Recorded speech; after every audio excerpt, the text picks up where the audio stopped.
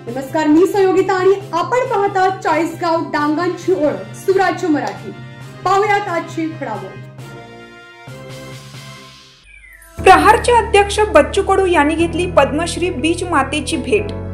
प्रहार संघटनेचे अध्यक्ष तसेच लोकप्रिय आमदार बच्चूभाऊ कडू यांनी कोंभाळणे येथे जाऊन पद्मश्री बीज माता राहीबाई सोमा पोपरे यांची भेट घेतली। अनेक दिवसापासून राहीबाई यांना भेटण्याची इच्छा त्यांनी व्यक्त केली होती। आज त्यांनी प्रत्यक्ष कोंभाळणे गावी जाऊन पद्मश्री राहीबाई यांची भेट घेतली। पद्मश्री राहीबाई यांनी आमदार बच्चू कडू यांचे औक्षण करून पारंपरिक पद्धतीने स्वागत केलं।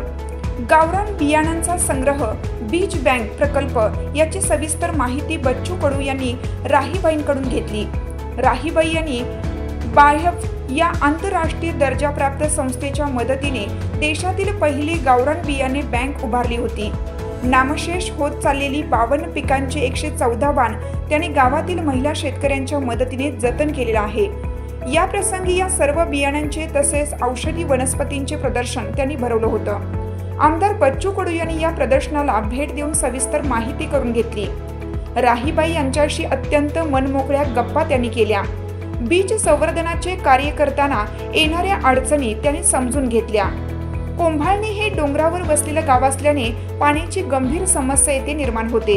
शेती व दैनंदिन वापरासाठी पाण्याची गंभीर समस्या असल्याचे त्यांनी बच्चू कडू यांच्या लक्षात आणून दिलं। शेतकऱ्यांसाठी गावरान बियाणे मोठ्या प्रमाणावर निर्माण करण्यासाठी प्रहार संघटनेकडून व शासनाकडे पाठपुरावा करून पाणी समस्येवर कायमस्वरूपी मात करण्यासाठी मदत केली जाईल, असे आश्वासन आमदार बच्चू कडू यांनी बीज माता राहीबाई यांना दिले। या भेटी दरम्यान बच्चू कडू यांनी बीज बँकेतील संग्रहित केलेल्या बियाणांची सखोल माहिती राहीबाई आणि त्यांच्या कुटुंबियांकडून करून घेतली। भेटी दरम्यान अनेक पारंपरिक आणि नष्ट होत चाललेल्या संस्कृतीबद्दल सुद्धा दोघांमध्ये प्रदीर्घ चर्चा झाली।